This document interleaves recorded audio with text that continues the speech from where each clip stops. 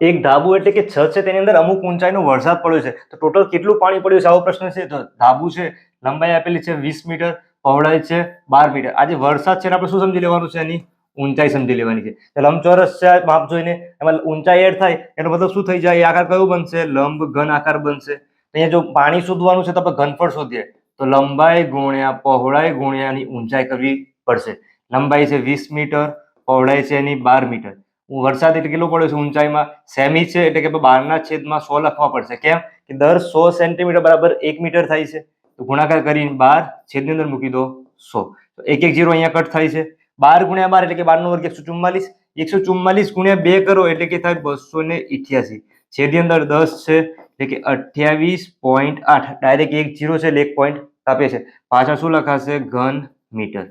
આપણે જાણીએ છીએ કે 1 ઘન મીટર હોય એના બરાબર કેટલું પાણી થાય? તો 1000. પાછળ શું આવશે? લીટર. અહીંયા 28.8 છે તો 288. જો અહીંયા 3 જીરો છે, 1 જીરો તો પોઈન્ટમાં કાઢ્યો છે, પાછળ 2 જીરો એડ કરી દો તો 28,800 લીટર પાણી અંદાજે આજે ધાબુ છે એના ઉપર પડ્યું હશે.